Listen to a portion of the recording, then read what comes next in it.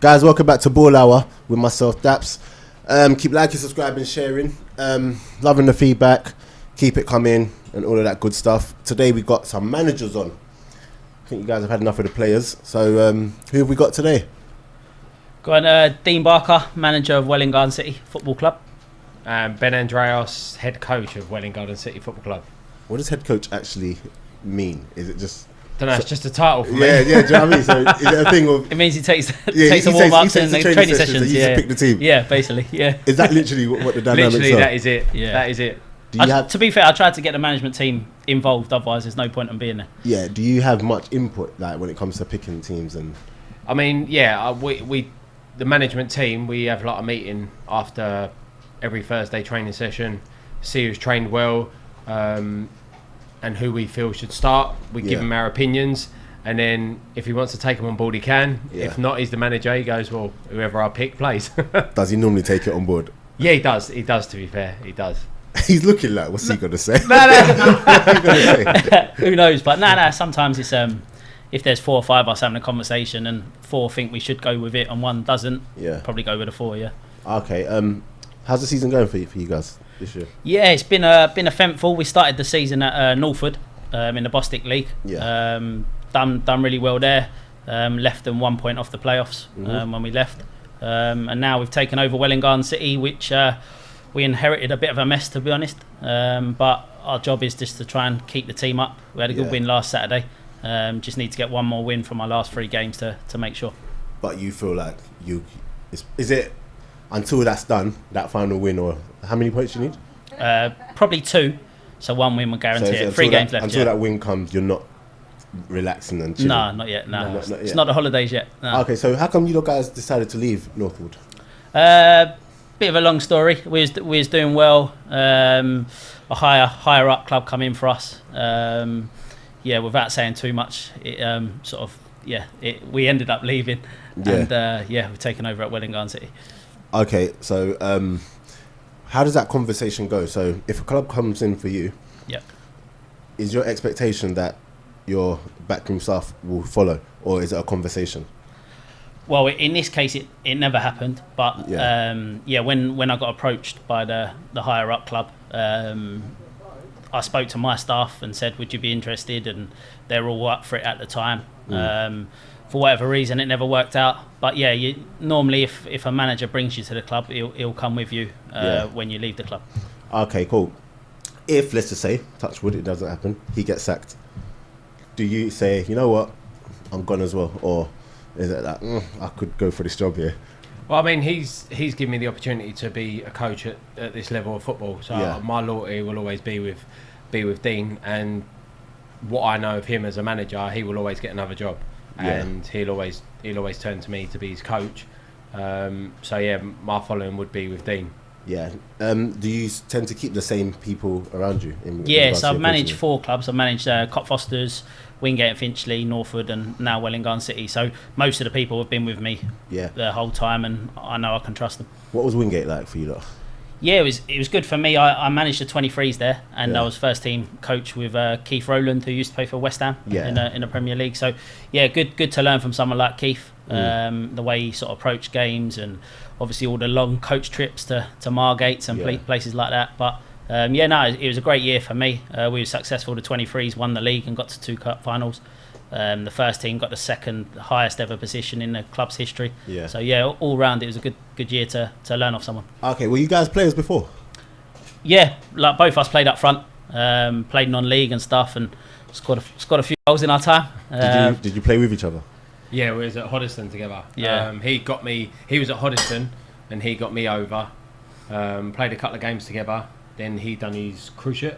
Ruptured my ACL. Ruptured his ACL, and then I took the reins of him and took over. Really, scored the goals, and you never really come back. You played a couple of games, and then couldn't get back in to see. Couldn't run anymore. He brought me in and couldn't get back in front of me. That's pissed. So when you go to new clubs, like you said, you only have 3 players, but if you had 11 players anyway, would you still have made wholesale changes, just brought in all of your like old old like players that you played with or coached No, I with? think it's. I mean, most managers in non-league sort of have their players they can trust and things like that, don't they? But we was in a situation where a lot of boys, we couldn't sort of go to Northwood and sign 11 Northwood players because they're already at the club, and obviously you can't do that. So we had to sort of indulge into contacts and ring around and ask a few favours, begging and borrowing from a few clubs really. And then obviously everyone don't know each other. So you're trying to you're basically trialing players whilst you're playing games. So it weren't easy. First training session, the first game on a Tuesday, we're introducing everyone to each other, like their names, and then you're going out to play a team that are in the playoffs. Do you know what I mean? It's hard enough anyway without being in that situation. So we've learnt a lot. I mean, we've lost a few games this season with Welwyn. I've never lost before, type thing. So it's been a good experience for me. But we think we've done all right. We've done all right. So, what's it like coaching a bunch of players who have never actually played together? Like, is it literally do you just kind of put the coaching to the back and just say, look, just go out there and just give your best? Or is it literally like you actually try and work with them and get your shape and all your tactics right? What's the thinking behind it? I think if you go into a game, you've got a new bunch of players. As long as you've got a set of players that are going to work hard, you've got a basic plan of how you want the team to play in the warm-up. Just basically put them into a little small-sided game after the little stretching period. Get everyone to learn their names, learn each other's names just by calling for the ball. As long as they work hard, you're one step ahead because you've got a team that works hard. It kind of all works it out himself, and then obviously the training sessions come.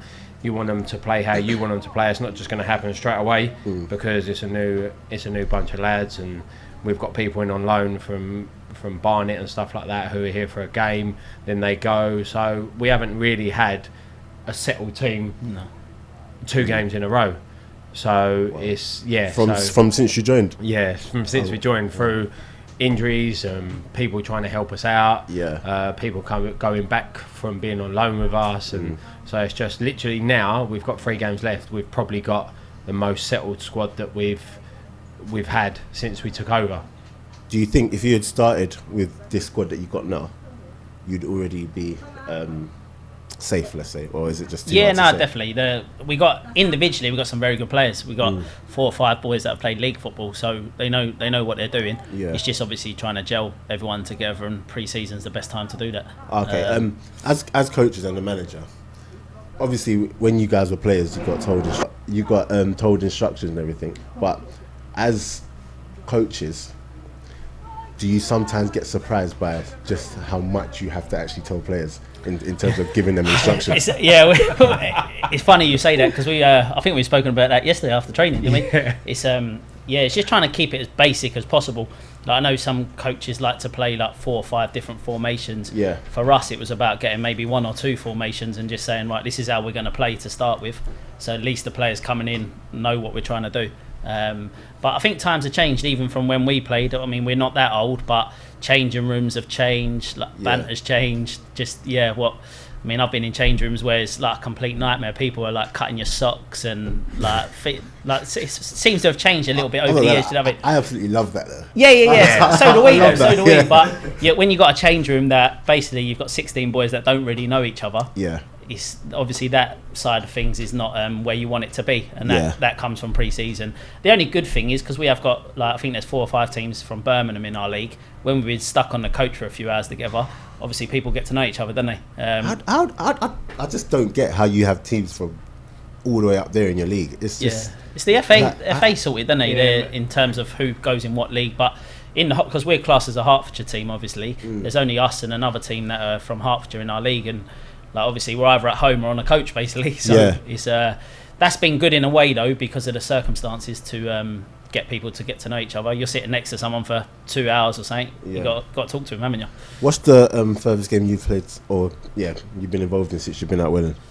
So we've been to Bromsgrove. No, we never went to Bromsgrove. Sorry, that was at home. Sutton Coldfield, Coles Hill. Where's that? All teams in Birmingham basically. Do you play them? Just got crazy accents. Makes no sense, does it? We're 10 minutes down the road from Hartford, and we're in totally 2 different Yeah, I was just thinking that Hertford ain't even in your league. The only thing I would say, and it's not disrespectful, being in Northwood's league and then being in Welwyn's league, both step 4, I think Welwyn's league's a lot stronger because you've got bigger clubs, bigger money, bigger. Like I said, I think there's 6 former conference clubs in our leagues. Like we went to Corby on Saturday, there's 400 people there, big stadium, lovely pitch, all that sort of stuff. Do you know what I mean? Welwyn, without being rude, have never been at that level of football before, so it's good to be involved. And obviously, when you go there and win 4-1 and play really well, it's even better on the way home.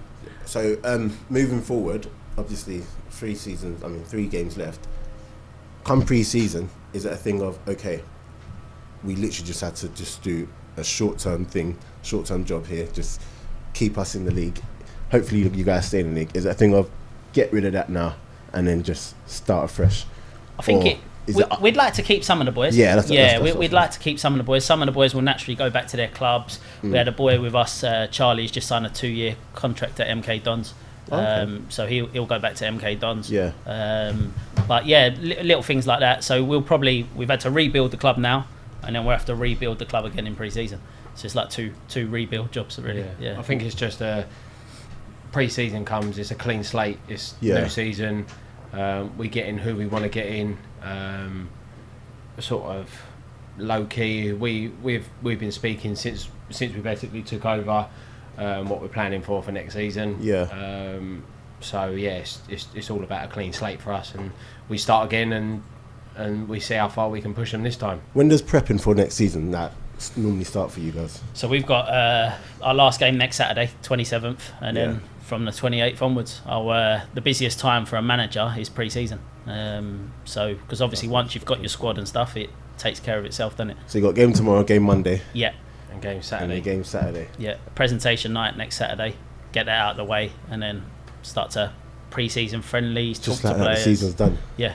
Just like that. Yeah. Do you tend to rest during the off season? I don't. I won't. Yeah. I try to, because obviously it's quite intense being a manager. Yeah. Because it's not just the Tuesday, Thursday, Saturday. It's all the calls that go with it, and obviously every player is different. Every individual is different.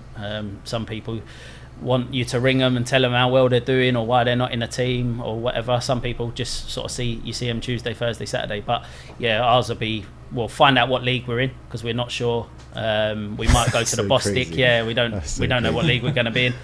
So yeah, all those little things we've got to sort out, and then some players, what the budget is, all those little things that you need to do as a manager. Can you imagine the Premier League finishing and then Huddersfield just sharpen up? We need to wait to see what league we're going to be in. I know, it's mad, isn't it? Next season. And this year with the playoffs, that some of the teams in the playoffs, like you can win the playoffs and still not go up. Yeah, so that's the situation with Haringey. So playoffs, if we win, still got to play whoever wins the playoffs from another league. Oh, okay. And then it's weird, isn't it? It's so. And I think a team from Step 5 have got to play. Team who finished top of Step 5 have got to play a team who finished bottom of Step 4. I think that's the season after. Oh, season after. I think it's the season and after. then they've got to play each other to see if they go down or they go up, sort of thing. Which is you play all those games, all those training sessions. And you think you've won the playoffs and you're going up and you still might not go up. Yeah, it's like Norwich winning the championship and having to play Huddersfield. So it's random. It's so I don't know who makes this. They should get you guys in there to just sort it out. I don't think it'd take too much to work it all out, would it? Yeah, it's ridiculous. Pre-season for you, are you going to join in? No. No, you're not going to join in? Ever since I was 16, 17, I've always hated pre-season. Now I'm a coach, I don't have to do it, so I just make them run. Are you a coach that just does a lot of running?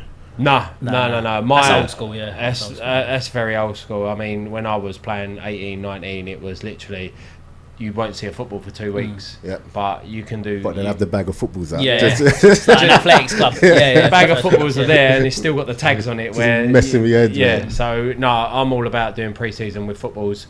There's obviously going to be running. You can't do a pre-season without running, but the quicker the footballs come out, the quicker the players will be happy. I've always hated I'll do it, but it's just so pointless. I think the older I got, the more I realised how pointless it was for me. Yeah. Oh yeah. But ultimately, training. I know people get paid to play non-league or whatever, but you want people to enjoy being there. Yeah. Like you want them to think at the end, that was worthwhile me coming, rather than 2 hours of I could have just run around the park for 2 hours. And I remember there's been games, where you've done the most amount of running, and then you come up against a team who probably haven't done as much running, but on the pitch they're just so much sharper than you. Yeah, because you spent your whole time running. At the end of the day, you could go and do athletics training with Mo Farah. Yeah. But you get on that pitch, you're not going to be match fit. Yeah. There's a different type of fitness to being match fit. Like a couple of seasons ago, I had probably one of the best pre-seasons I've ever had. And like, first game, 10 minutes in, I'm blowing. Yeah. And I thought to myself, I've had a good pre-season. And then you realise that you need to be match fit to play. So that's why you have pre-season friendlies. It's not all about the glitz and the glamour playing this club, that club, or this club. You use them to get your formation and your patterns of play right to get in match fit for the first game of the season. Okay. How early or how late do you reckon you're going to call the guys back in? Probably end of June. End of June? Yeah. I feel like it's getting earlier and earlier now. Yeah. Well, it again depends what league we're in, but the first league game might be the first Saturday in August. So that's a bit early. Yeah. Yeah. So because we go in like because we go in the Hearts Cup and stuff like that. Yeah. So yeah, we'd obviously try and get ready for that first Saturday in August, presuming that we're going to play then. So do you hope to have? How realistic is it, really and truly, to have your team sorted? Not your starting 11, but your squad sorted by that first training session. By the first training session. I don't think because some boys will try and play higher. You know, it's like we've all been at clubs where there's loads of trialists and all that sort of stuff. Yeah. And managers will use trialists because obviously they don't want all their star players playing 90 minutes every pre-season game. Yeah. So you have like the first few games are normally 22 players, everyone plays 45 minutes, all that sort of stuff. And then a week or two into the season, then you get people ringing you up saying, "Oh, Dean, any chance of coming over? It didn't work out for me here." Yeah. So to say the first game of the season you'll have your team ready, I don't think any manager's got that. What's your take on trialists? Is it literally you get a phone call? Cause you guys must just get random phone calls, emails, Twitter. Just want to come. Is it anything of come down or? You get like phone calls from parents and stuff like that saying, "Oh, my boy's been at QPR, my boy's been at Norwich," and then you go and look at them on the internet. And they come up and their Twitter accounts like, "Oh, I played for Sunday League" and all stuff like this, and you're like, "Well, you've said you've done this, that, or the other," and you're like, I've had Barcelona reserve players and all that ringing up to come to Northwood. I'm like, "You played with Messi and you want to come and play for Northwood?" I don't think so. Yeah, but I get loads, mate. I get loads, but you just got to. These days with social media and the internet and all that sort of stuff, you can look up a player straight away, can't you, and find out who they've played for. And they'll say, like, one boy will say to me, "I played 50 games last year for a certain team," and then you go on there, or a lot of managers know each other, so you just ring up the manager and say, "Oh, did he play for you?" "No, I've never heard of him." How'd you play 50 games from last year then? I went pre-season, I got injured. Okay, cool. Yeah. That was stressing up. We'll ask Tom about you, it's fine. You ask Tom about me. I don't even know what Tom would say. Bloody joker. I don't know why I signed him. I'll ask Rack. I'll see what Rack says. Yeah, Rack's Rack's a good player actually. He's been there for what? Forever. 10 years now. Yeah, he's been there a while. And he's only like 28 by now. Nah, not with his performances. I text him. I see what he says. Let's hope he don't watch this. Let him watch. I'll put it in the group later. But so how does a player come? And because obviously, not all players. You might have a player who's got great ability, but he just hasn't been given a chance. How does a player come to you guys to get given a chance to play? Yeah, it's a good question, to be honest. I mean, so when we went to Northwood, for example, in the summer, we walked in with basically no players, and we'd done that at Cockfosters and Wingate, to be fair, because of circumstances. We've walked in with no players, and we have to give people a chance, do you know what I mean? But it's no good having a pre-season session with 50, 60 people there. Yeah. So you've got to sort of, maybe, if a player asks you, try and find out a little bit about him. If he says he's got references or whatever, and you may give 4 or 5 of those boys an opportunity in pre-season. Yeah. But you obviously you have them trialists that come in and ruin the session because they're not what you're looking for as well. So I've actually got a question for you. Yeah, you got to be careful with stuff like that. I think there could be that diamond in the rough that has not, as you said, not had that chance, and you could play him and you're like, bloody hell, like he's something special. And then 3 weeks into the season, someone higher up's nicked him and we've shook his hand and said, "Look, fair play to you, like you've done your business here. go do it higher up. And you see it more nowadays in non-league football than what you used to, of players coming in and doing really well for a club and then playing higher, because nowadays a lot of the pro clubs are looking at non-league football to sign players. And which is cheaper really players good. to get, aren't they? Like your Dwight Gales and all stuff like that. Does that actually happen? Like quite a lot, where you guys will have a player and then you just hear someone above wants him and they just come and nick him. Well, we had so for example at Northwood we had to start pre-season earlier this year because we were playing Chelsea. Our first pre-season friendly was against Chelsea. Wow. And they've sent over their like under 23 team all full of internationals and stuff, and we're thinking obviously we could get the run around here, couldn't we? Like Scottish internationals, they bought boys for 2, 3, 4 million and all that, and obviously we're just training in the park just across the road, you know what I mean? So it's a bit different. But yeah, we had a boy with us, James Hewiton, who scored a lot of goals at Step 5 last year. Came to us in the summer, hardly on any money, but wanted to play at Step 4, wanted to prove himself higher up. He scored 20 goals for us in like 15 games. Then he went to Walton Casuals at Step 3. Oh, okay. And he scored like 40 goals for them. So he scored like 50, 60 goals this season. And he went to St Albans in the Conference South. Didn't quite work for him. He's back to Walton Casuals and he scored 5 in 2 games. So he's but that's a great example for the younger boys. I mean, James is 29. And he still wants to push himself, still wants to play higher. And ultimately, by us giving him an opportunity at Step 4, he's got himself a Step 3 and a Step 2 move this year. And all I'd say to younger players, I know everyone wants to try and play as high as they can and all that, but go and play, whatever the level is. If you have to drop down a level to play, go and play, because ultimately the only way you get seen is by playing football. I think a lot of young players don't like, they don't really understand that. No, they don't. And I think a lot of them, when they have their times on the bench, it's like, hold on, you're not playing me, let me just go. But how much of being on the bench plays into their development?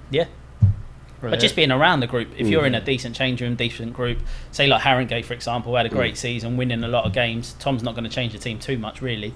So if you've been waiting for that chance, you just got to bide your time, haven't you? Okay, so if you guys, let's say, get a trialist, what are you actually looking for? Because do you give them one game to just show what you got, and then just like, look? I don't think you can determine a player on one game. Because if that was the case, I'd be pro by now. It's you have one good game, that doesn't mean you're going to be a success. It's you've got to look at, first of all, can they kick a football? If they look good technically, do they work hard? Because we've always said that players have got to work hard for us.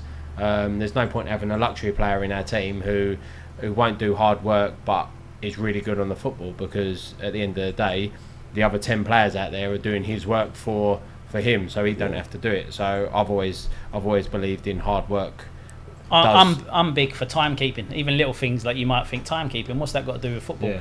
But if it's 6:30 me, I expect you there at 6:30. Do you know what I mean? And like people that stroll in late and I'm this, I'm that. Everyone works. Everyone does stuff. If you want to play a decent level football, you got to be there. You'd absolutely bomb me. You would. You would bomb me so quickly. But just little things like that. And I've got no reason to be late as well. I'll be home all day. I'll just be 15 minutes late. It's like we weren't waiting outside here for an hour today, was we? But that's fair enough. That's fair enough. Ivan, you're terrible, man. My Good Friday I just spent in Tottenham. But but little things like that, which, like, again, to a player he might not think nothing of it, but you're trying to make an impression, working environment, football, whatever. Just get there on time. Do you know what I mean? Be ready. What are your management styles? Is it more like no, or is it more like hand around your shoulders? I think I've got a bit of both in me. It's a good question, but obviously Ben will tell you a bit more. But I just expect certain things. I expect 100%. Like, anyone can have a bad game. I can accept that. Anyone can make a mistake. I can accept that. But I can't accept people not giving 100%. Big pet hates for me and not tackling properly and lateness and little things like that bug me as a manager, which I'm sure they bug a lot of managers, to be honest. But I think I won't put a 7-dayer in for you then. No. Someone would just pay you to take me. Just take it. Is he an angry one? Shall I answer it honestly? Answer honestly. Put it this way: I've seen tables, I've seen bags, I've seen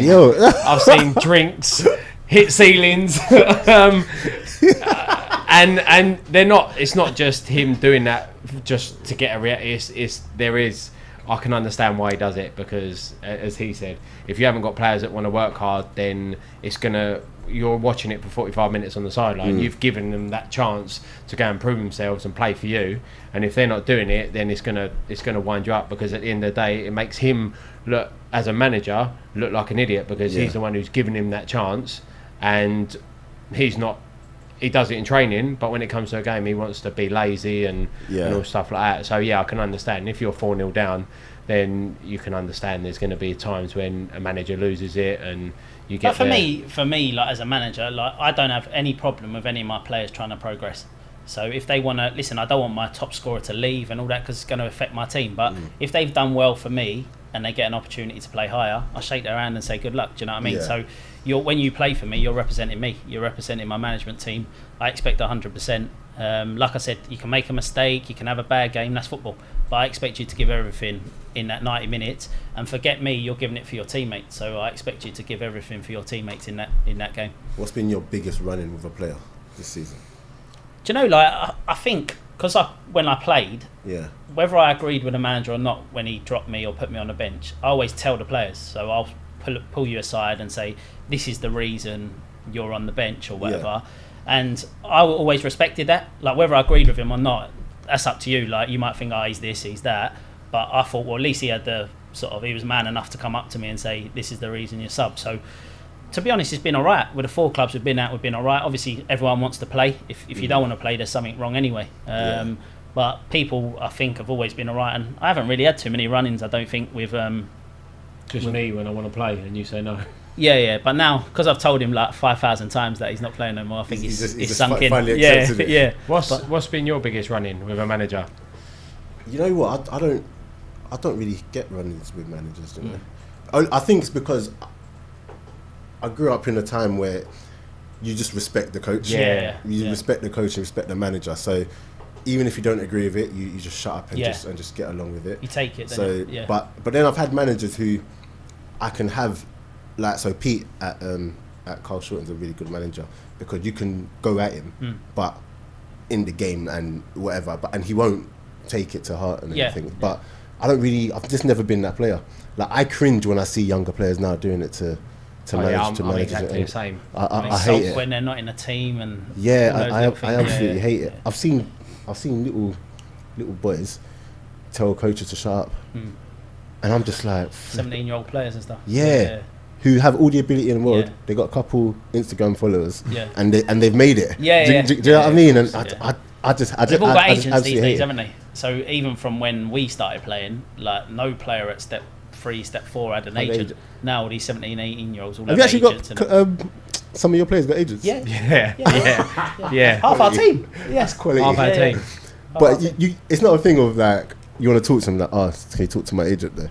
No, the agent will ring me, or like listen, some agents are good, but then there's some agents who think their player should be playing in the Champions League, and to be honest, you can't even get in my step 4 team. So just slow down. I'm not saying I know everything, because I don't know everything, but listen, if there's 5 managers that have told you you're not good enough for step 4 or step 3 or whatever it is, probably take the hint. Do you know what I mean? Drop down a little bit and prove them wrong. A lot of young players nowadays don't want to prove that they can do something. They want to just be handed it on a platter, and that's not how football works. That's not how the likes of your Ronaldos and Messis have become that good. They didn't just get handed it. They worked hard. They worked their socks off to be where they are today. It's not as if that they said, all right, there's you at Juventus, there's you at Barcelona, whatever. They've worked to get there, and all right, their talent's unbelievable. But my only thing with the younger players is play. Do you know what I mean? If they're at Haringey and they're not playing and they think they should be playing or whatever, drop down to step 4, go and play, go and show it. And then if you're doing well, Tom will probably come back in for you, or someone else will come back in for you. Do you know what I mean? And you'll get your chance. But when a manager, so if you ring me up for a trial, the first thing I'm going to do is look you up. So see how many games you've played, see what you've done. If you've played 2 games in 3 seasons, that's not what I'm looking for. Do you know what I mean? So okay. In regards to playing, what is your playing style? It's not channels, is it? My playing style. Yeah, what's your playing style? As a team. Oh, no, well, you'd see from our results, we like to score goals probably being two strikers, obviously. Yeah. It's if you was a winger or an attacking player in our team, I'd say you'd like to play in our team. We're not about. I mean, there's sometimes we've made errors where we should have just shut up shop. Yeah. And took a draw or took a win, and we've gone for the victory, and it's backfired. Do you know what I mean? But our teams over the last few years have all scored goals, and a lot of our boys are top scorers in the league and things like that. So that sort of tells you we're in a team that likes to score goals. How do players come on your radar in regards to trying to get them in? Do you just see them or hear about them, and do you just have a conversation like, look, let's get them in? Watching lots of games, like, because I'm a PE teacher, so I've had the last couple of weeks off. We've watched 5-6 games in the last 2 weeks. We've been at Watford, we've been at MK Dons, we've been at non-league grounds, just watching people, players, talking to people. Social media is a massive outlet for players now. As soon as everyone's gets released, they're all a free agent on Twitter, and the best ballers in the world and whatever else. I'll tell you, put it in the butt. That one over there, look. No, but you got to.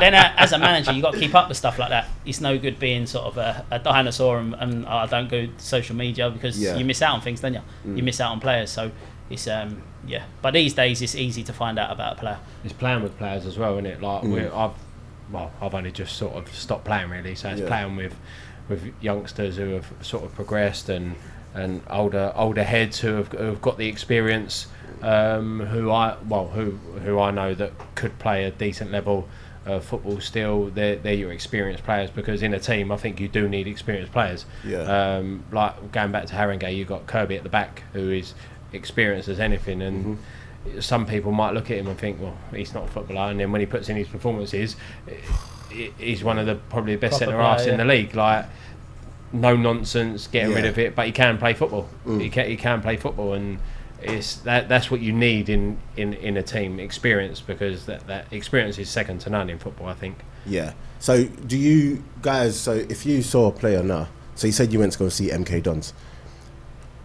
Is it a realistic thing to say we want one of their players, obviously not on their first teamers, but one of their youngsters, like, we want them on loan? Yeah, I mean, is it realistic? Yeah, I mean, we've got one of their boys on loan now.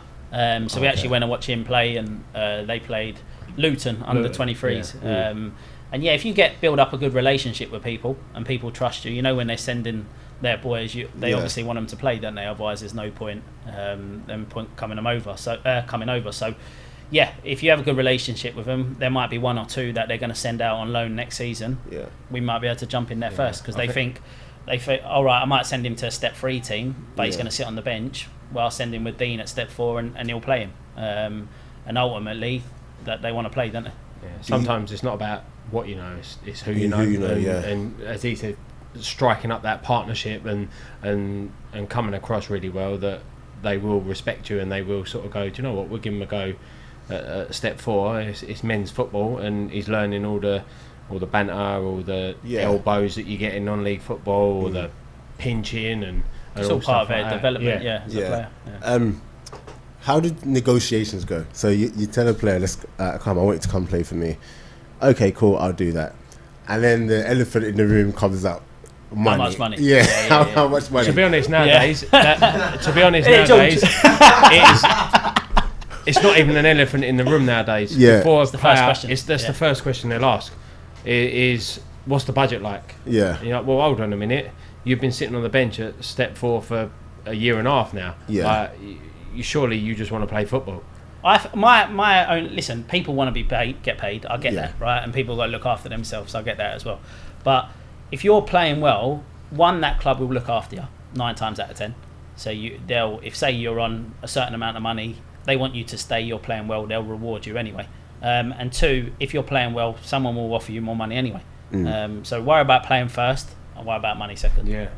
Okay, cool. So what's your budget like, Don? Really poor at the moment, but we'll see what happens in the summer. We'll Google him. Yeah. Speak to Tom. Don't worry. Don't speak to Tom. You'll think, he ain't qualified to you turn the heating off in here, I'll sign you. Catching a tan on you. Good. A bit hot. So, cool. What's your expectations for next year? Is it still going to be stay in the league? Again, listen, budget does dictate. like Man City in the Premier Yeah. League. Like the more money you have, 9 times out of 10. I know other clubs like Leicester can win it, and other clubs can do well, but 9 times out of 10, if you've got a bigger budget, you can sign the better players, can't you? Yeah. I think for Welwyn Garden City, because they've never been at this level before, I think it's about establishing themselves as a step 4 football club. And if we could finish top 10 next season, surprise a few teams along the way, Yeah. I think that would be a good season next year. Can you go to the chairman and be like, look, in order for us to get here, we need X amount of money. This is what we need. Like, what's your relationship with your chairman like? Yeah, good. I mean, I actually had a meeting Wednesday Yeah. about next season, and I've got another meeting in the next week or so. Mm-hmm. But yeah, they're very realistic at Welwyn Garden City in terms of where they've been, and they'll be honest enough to say they haven't really got a history of this level of football, so they understand. I mean, like even going to Corby Saturday, it's like, wow, this is a big Yeah. stadium. They've got like full-time security. They've got wow. people filming the games. Like Welwyn, we ain't got none of that. So it's little things to like slowly improve as a football club, and it's good for a manager in a way because you're trying to rebuild a club. So you're walking in there with no expectations really, and you can create something yourself. Okay, so you see the way with certain clubs, you've got managers who have been there for ages. Obviously, you guys want to progress and coach and manage at the top. So, how much of the process in regards to having a talk with the chairman, talking about the future for the club, can you really have if you really want to progress?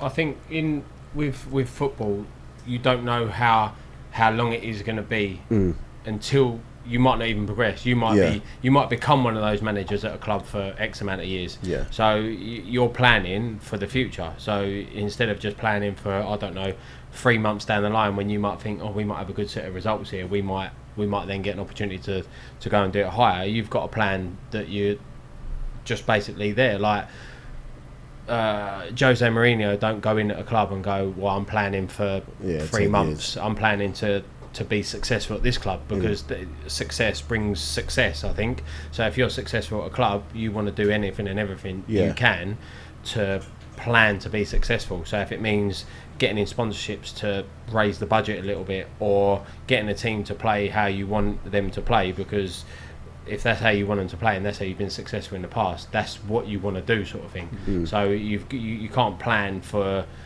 a certain date for when you go, do you know what, this is when we're gonna go higher, basically. Yeah, I mean, from our point of view, we've been very successful at Cockfosters, very successful at Wingate, very successful at Northwood, and if we keep welling up, we've been very successful. So there are players and managers who haven't been successful at other places.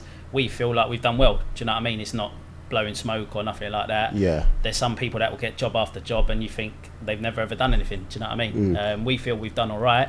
So if we can keep progressing, one, it'll be good for Welwyn Garden City Football Club, and obviously it'd be good for our players because if we're doing well, they're doing well. Yeah. And all round it's good for everyone. Earlier on, you said that knowing him, he won't be out of a job for too long. If you leave today, how soon do you reckon before your phone rings and be like, look, calm down? When we left Northwood, it didn't stop ringing, did it? Oh, really? Because ultimately we've done all right. Do you know what I mean? If we walked in our first job and failed, and then walked into our second job and failed, no one would ring you, would they? Yeah. So because we've been successful at the clubs we've had, I mean, we've never really had any money, so it'd be nice to be at a club where they're sort of pushing to win the league, or do you know what I mean, a bit of a budget and stuff. But I think if you do well and sort of the way you come across and the way people speak about you and how players speak about you, I think it obviously word goes around, like the other side of it goes around as well, doesn't it? If you've done really poorly somewhere, or you've done things wrong elsewhere, and then your name gets tarnished, doesn't it? Do you guys enjoy management and coaching? Yeah, it's I've always wanted to stay involved with football.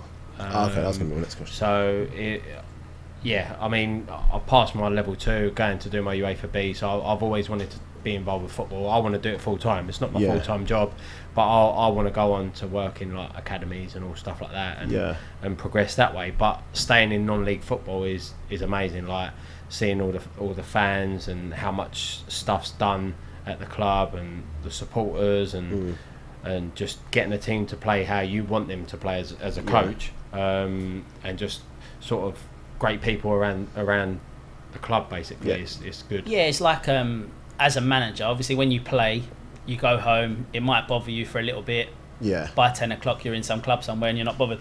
Yeah. But it's or in a bar somewhere, whatever. But as a manager, you lose. It affects your whole weekend. Yeah.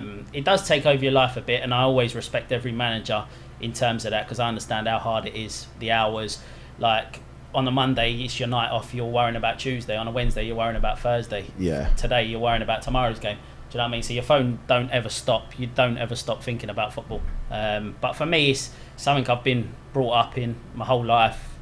And it's just that's all I know, really. All I know is football is Tuesday, Thursday, Saturday. And that's something that younger players don't understand either, where they say, oh, I'm working and I'm doing this and I'm doing that. Well, you can't play non-league football then. Because if you're working and you're doing this, you're going to have to go and play with your mates on a Sunday and pay £10 and put the nets up. Do you know what I mean? Yeah, I've been at teams where I legit have to come into work. So if I've got a 9 to 5, I have to come in maybe 7, knowing that I can have to leave for that 3 o'clock and make my hours up. Yeah.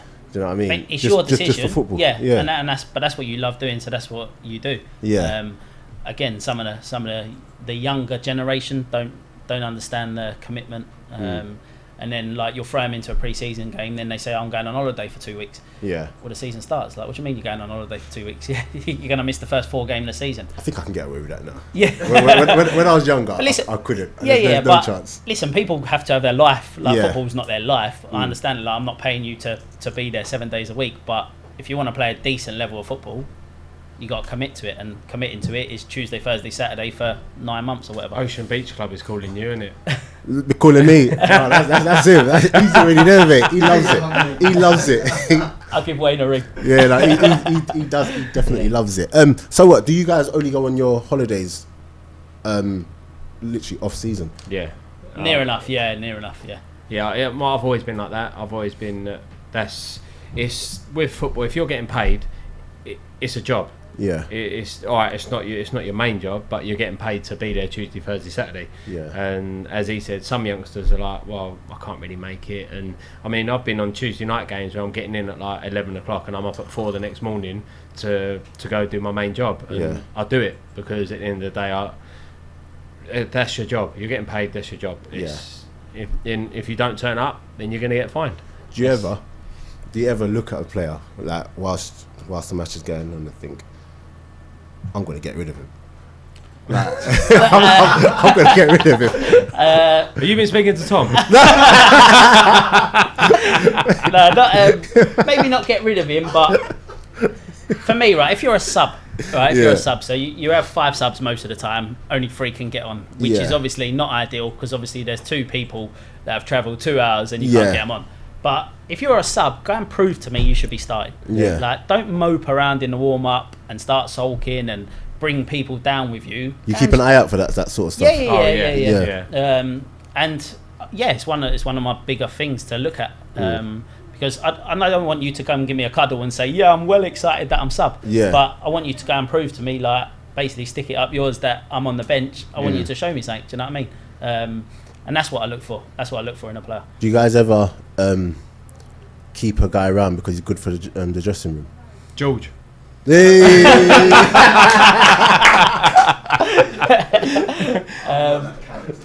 There are players. I think that's why he keeps me on board, because I'm right for the change room. He don't say I'm a good coach. He just goes, yeah, he's all right for banter. Just get him involved. But no, players that disagree, by the way. There are players who are really good for a change room. Really good to have. And that's not us saying that they're all for football, but we just keep them in for the banter. They're there because, number one, they're banters. It's there. They get the change room going. They're singing. They're dancing in the change room, and like all the younger players are looking at them going, "You're nuts," but they're enjoying themselves. And you want a happy change room. You don't want to walk into a change room and you see a barrel of hay go past, like it's just dead. Yeah. You need a buzzing change room. I mean, you've probably seen all the videos going around of Spurs' change room against City the other day, all just jumping around, bouncing. That's the type. You don't want to win a game like that, and you go in the change room and go, "Yeah, well done, lads. Well done. We done well there. Let's focus on Saturday." Like you want to buzz in a change room, and I've never been in a change room where it's been like dead. Who would you say is your most active player in terms of banter? At Welling? Yeah. Johnny Sexton, or maybe Elliot. Elliot Bailey. Yeah. Elliot Bailey. Jesse's good. We've got a boy Jesse who's just come. Yeah.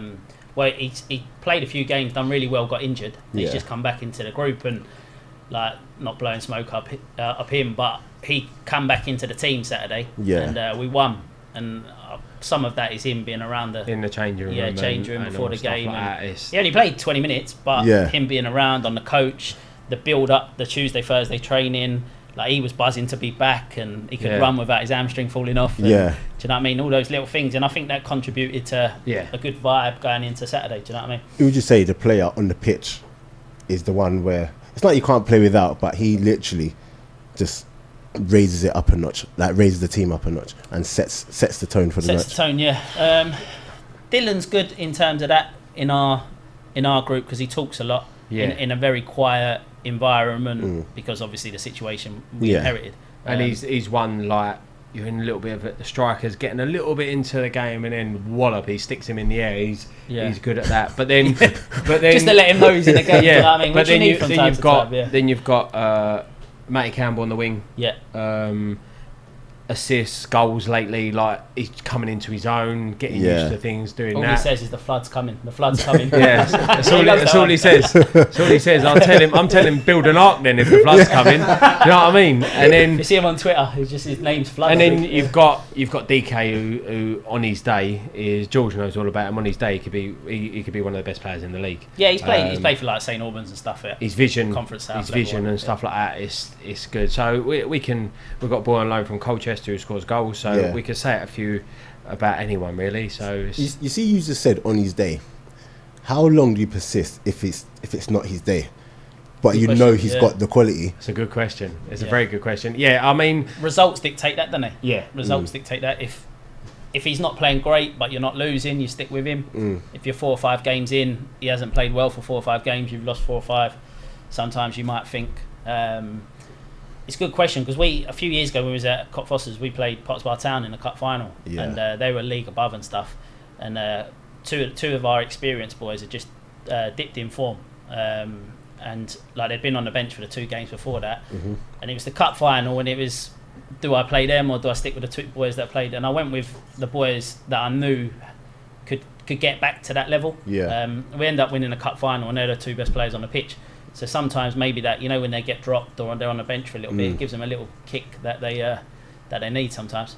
But he's always said to me, he goes, a good player is someone who consistently plays at a 7 or 8 out of 10. They'll go higher, but they'll have an odd game where it drops a little bit below, but consistently they're there. And our players have consistently, we've been in games left, right and centre, and it's literally just that. Because I would rather a player who's a 6 or 7 out of 10 every week than one who's 8 out of 10 one week, 4 out of 10 the next week. Do you know what I mean? I'd rather have one of those sort of players. Consistency is key in football, massively. What's been the most heartbreaking result? Is it a last minute goal? Well, I think in the 4 years the 4 teams we've managed, I think we've been in like 7 cup finals. What? Yeah.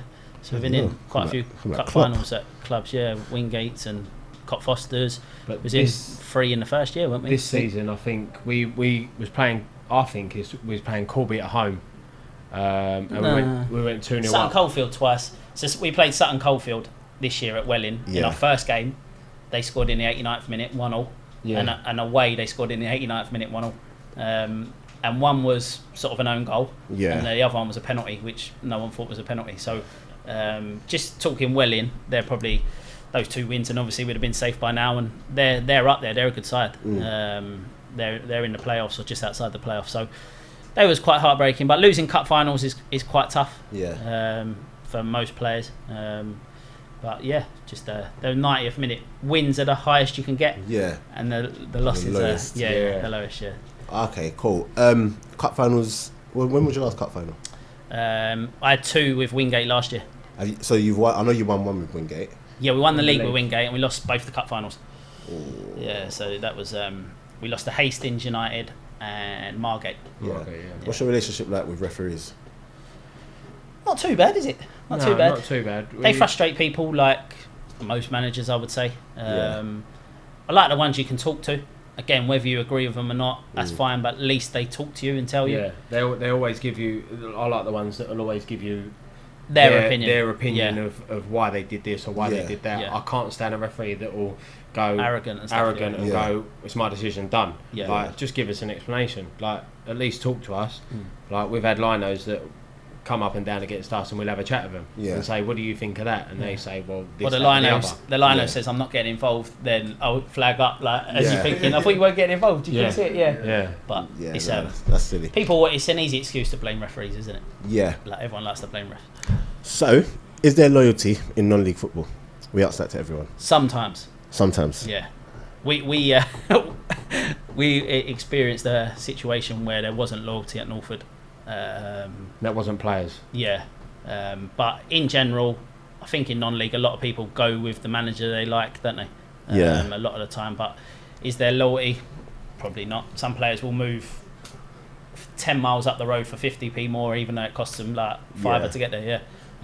But you see, without going too much into the whole Northwood stuff, how much of it is that, because people look at it and just think it's probably just the chairman, but above you, do you have to deal with people who just, it's not just the chairman, it could be fans, it could be stakeholders. Do you have to deal with all of that, or is it literally just the chairman who you guys have to deal with? Now, with the Northwood situation, obviously it was a bad situation how it ended and stuff, but no, the support we had from a lot of people in the club and like, the fans and all that was very good. I mean, like, they were tweeting for weeks saying like we was the best manager, because what you got to understand with Northwood, we walked in there, they'd been near the bottom for 3 or 4 years. Like I said, we'd beat Chelsea pre-season, we won team of the month, the furthest they'd ever got in the FA Cup for like years. All those little things that we'd done, we brought all the youth set up together. Like, other managers didn't talk to the youth team and little things like that. Crowds were bigger and better.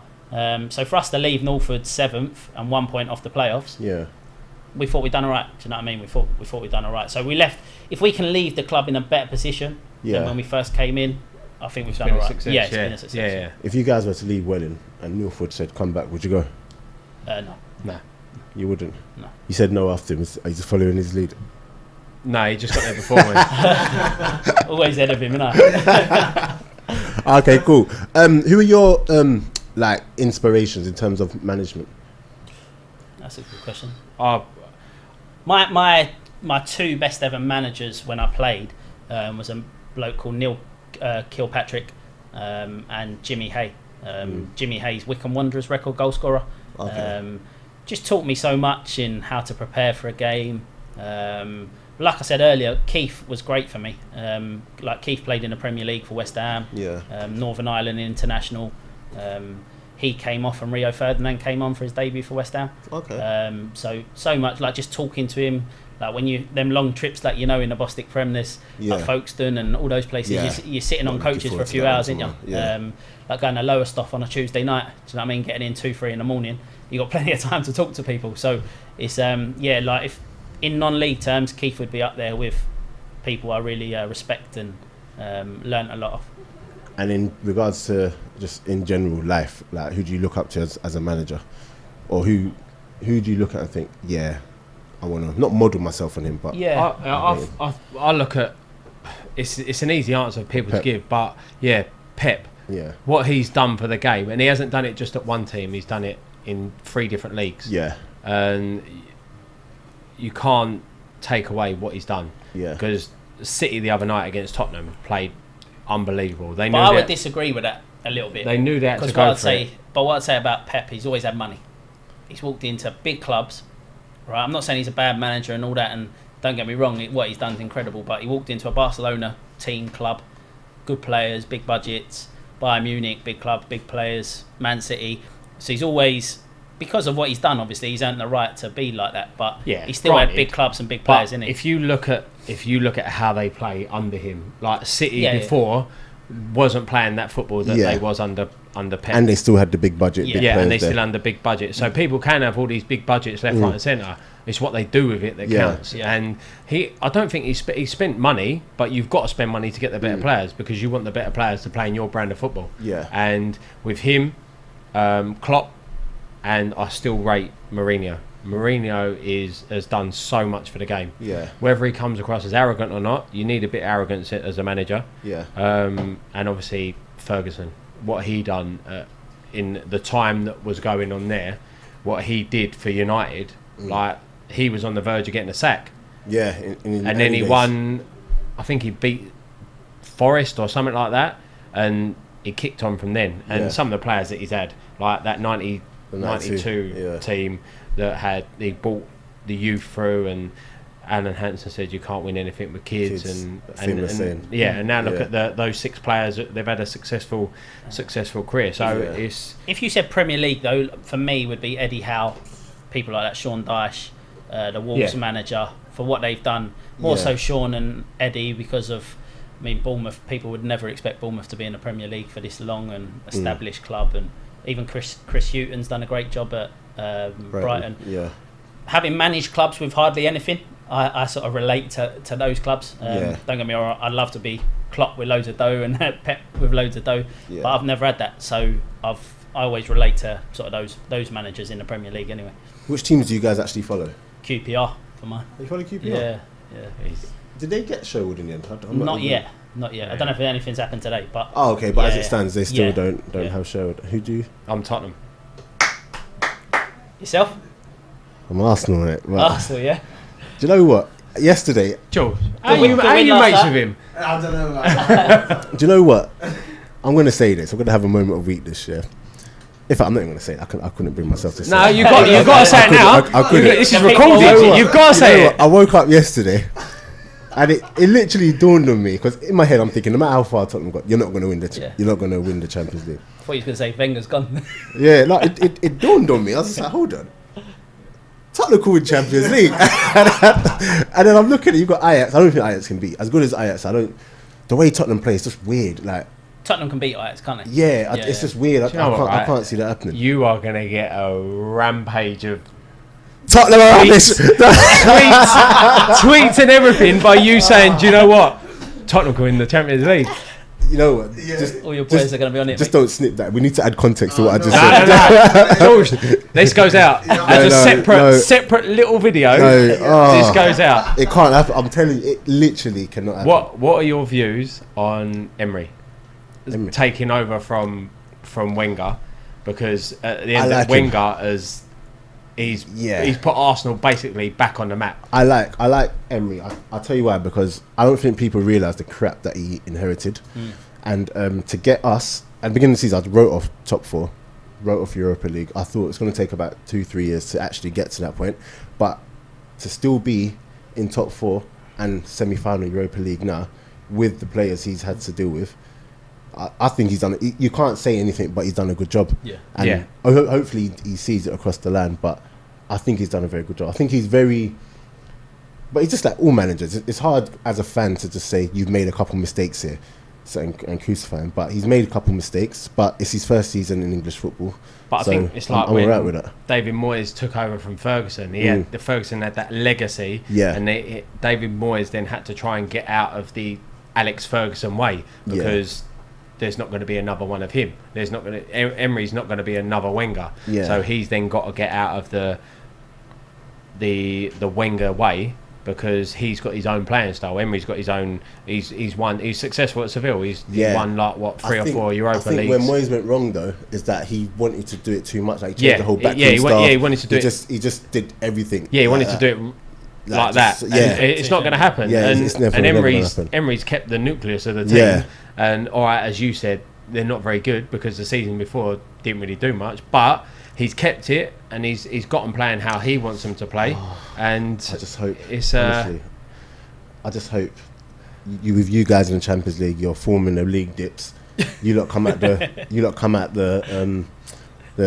top 4, and then Ajax or Barca just move to you and just kick you out. Did you see the way he was like stuttering with his words then, knowing that he's in a dream? He don't believe it, does he? Do you know what it is? He's look at him.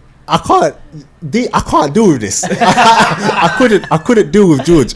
If Tottenham win the Champions, I can't deal with George. If Tottenham wins the Champions League, can I come back on? Me and you. No. If Tottenham win Champions League, there's no more ball out. I'm letting you know. Never ever.